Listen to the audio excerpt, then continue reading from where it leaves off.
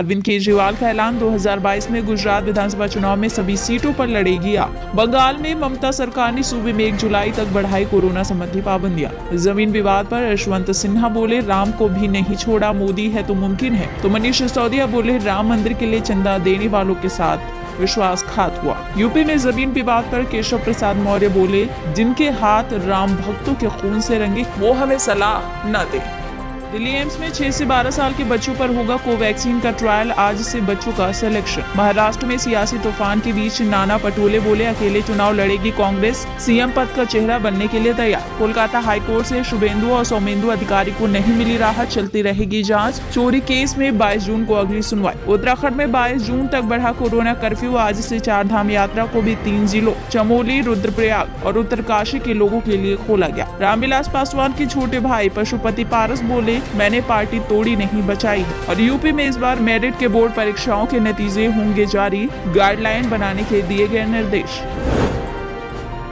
अरविंद केजरीवाल ने ऐलान किया है कि 2022 में विधानसभा चुनाव में सभी सीटों पर लड़ेगी आप।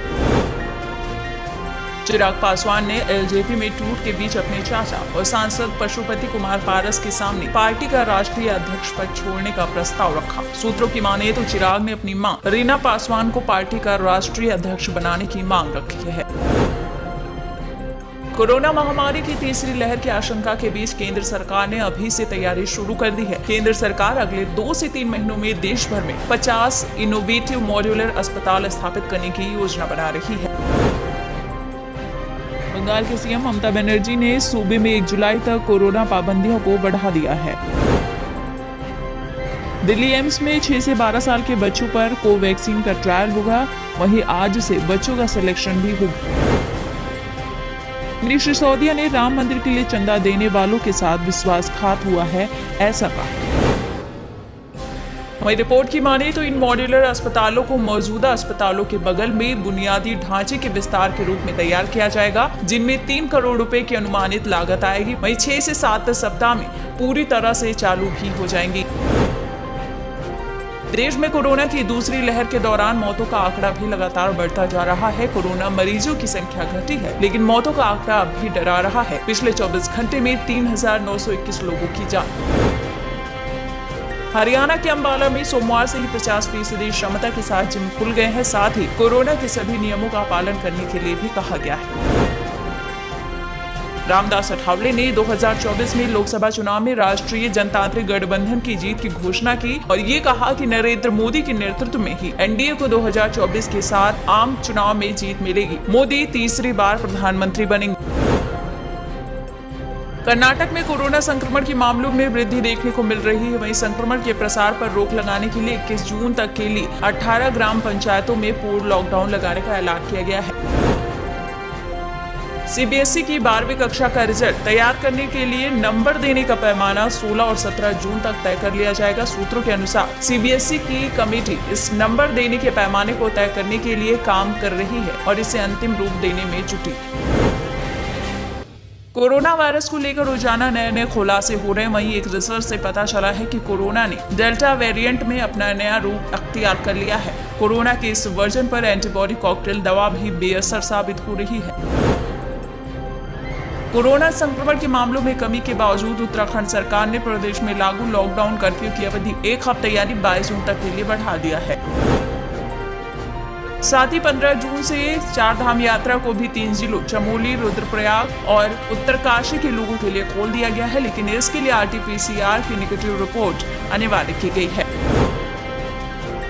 एक देश एक राशन कार्ड मामले में केंद्र ने इस मामले को लेकर दिल्ली सरकार पर गलत बयान देने का आरोप लगाया और कहा कि पिछली सुनवाई में दिल्ली सरकार के वकील ने गलत बयान देकर कोर्ट को गुमराह।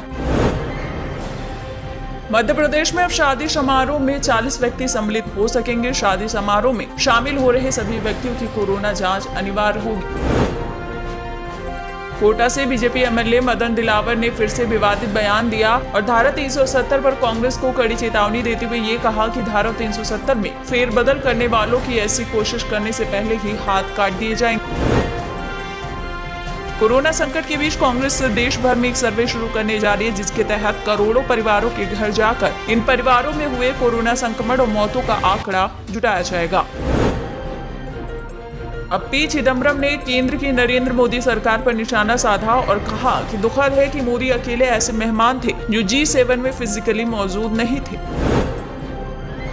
कपिल सिब्बल ने कहा है कि देश को चाहिए मजबूत विपक्ष, कांग्रेस में केंद्र और राज्य स्तर पर व्यापक सुधार की जरूरत है।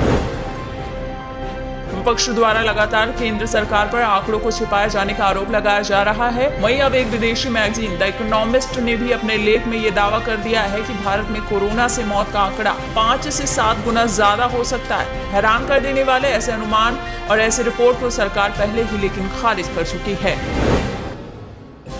एलजेपी में टूर के बाद नेतृत्व अब पशुपति पारस के हाथों में है। इस घटना को लेकर उन्होंने अपने बयान में चिराग पासवान पर मनमानी करने व रामविलास पासवान के सपनों को तोड़ने का आरोप लगाया। साथ ही कहा कि उन्होंने मजबूरी में ये फैसला लिया। बिहार में जेडीयू के केसी त्यागी बोले कि अपनी आंतरिक कला के कारण टूटी है एलजेपी। पंजाब का गैंगस्टर जयपाल भुल्लर को कोलकाता में अपने साथी जस्सी खरड़ के साथ पुलिस मुठभेड़ में मारा गया था। अब जयपाल के परिवार ने अंतिम संस्कार करने से मना कर दिया। उनका आरोप है कि पुलिस ने पहले जयपाल को प्रताड़ित किया और इसके बाद मुठभेड़ में मारा।